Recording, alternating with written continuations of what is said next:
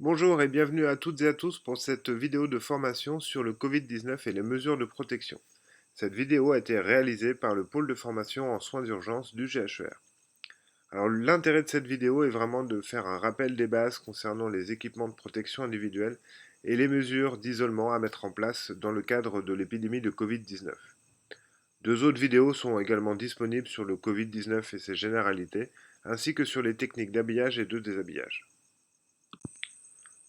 Tout d'abord, nous allons décrire les modes de transmission de la maladie et les types d'isolement à mettre en place en conséquence.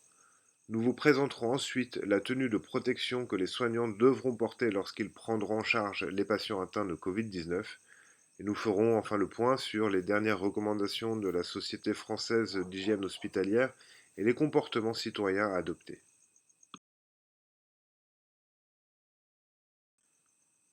Il existe deux modes de transmission pour la maladie Covid-19 qui sont la transmission gouttelette et la transmission contact.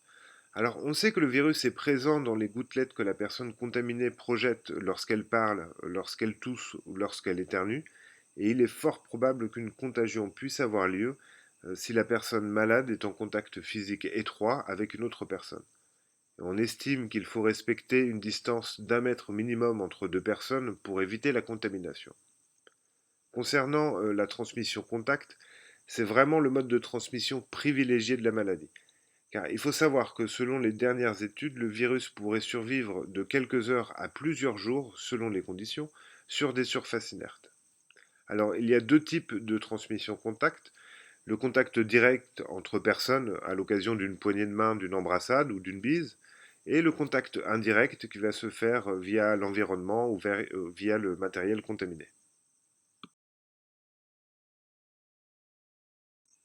La première mesure à prendre concernant un patient atteint de Covid-19 est la mise en isolement. L'isolement contact est bien connu des soignants qui l'appliquent régulièrement face à d'autres maladies infectieuses ou lorsque le patient est porteur d'une bactérie multirésistante par exemple. Dans le cadre du Covid-19, il est particulièrement exigeant et essentiel. Le soignant devra porter des gants à usage unique lorsqu'il est en contact avec les muqueuses, avec les fluides biologiques ou une plaie du patient, lorsqu'il manipule du linge ou des objets contaminés ou si ses propres mains sont lésées.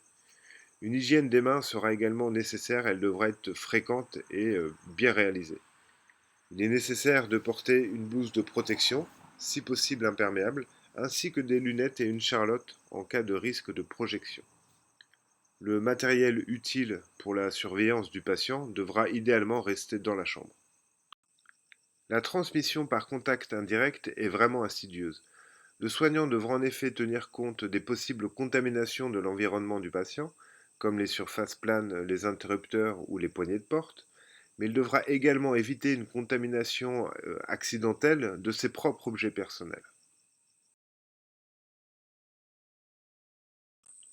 Dans le cadre de l'isolement gouttelette, nous rajouterons l'utilisation de masques de protection. Il existe deux types de masques utiles pour le Covid-19, le masque chirurgical et le masque FFP2. En premier lieu, tout patient suspect ou atteint de Covid-19 devra porter un masque de protection chirurgicale. Le soignant veillera à ce qu'il soit bien positionné pour éviter les fuites et régulièrement remplacé selon les recommandations du fabricant. Les soignants porteront des masques chirurgicaux tout au long de la prise en charge de ces patients et devront respecter les mêmes conditions d'utilisation. Les masques FFP2 offrent une filtration plus importante et sont indiqués dans des situations bien précises. Les soignants peuvent être amenés à porter ce type de masque lors de soins au niveau de la sphère ORL du patient, lors de la mise en place d'une ventilation non invasive ou de séances d'aérosol et lors des gestes d'urgence et de réanimation. Finalement, dans toute situation où le port d'un masque chirurgical par le patient n'est pas possible. Nous rappelons que dans le cadre du Covid-19, le port de masque FFP2 par les patients n'est pas recommandé.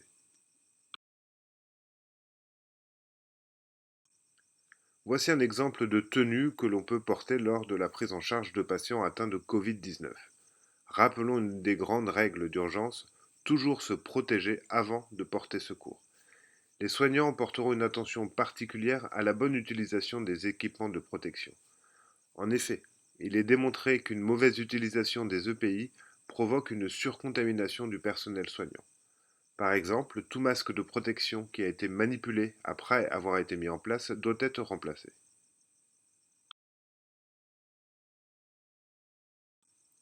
Nous allons maintenant faire le point sur les dernières recommandations de la Société française d'hygiène hospitalière sur le port des masques chirurgicaux et des masques de type FFP2 pour les professionnels de santé. Il est donc recommandé de respecter les conditions d'utilisation des masques selon les préconisations des fabricants. Et il est rappelé également l'intérêt de procéder à une hygiène des mains rigoureuse après le retrait et l'élimination du masque. Il nous est donc conseillé de remplacer un masque dès qu'il a été manipulé ou ôté du visage. Compte tenu de la situation épidémiologique et des stocks de masques disponibles, les durées maximales d'utilisation ont été revues, sous condition encore une fois de bonne utilisation. Un masque chirurgical peut être porté durant 4 heures consécutives et un masque FFP2 peut être porté pendant 8 heures.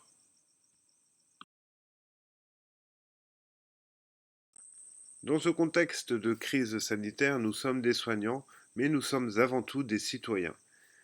Il est donc de notre responsabilité de respecter les règles d'hygiène élémentaires et de procéder aux diverses mesures barrières telles que le lavage régulier des mains, le fait d'éternuer ou de tousser dans son coude, d'utiliser un mouchoir à usage unique et d'éviter les contacts tels que les poignées de main ou les embrassades.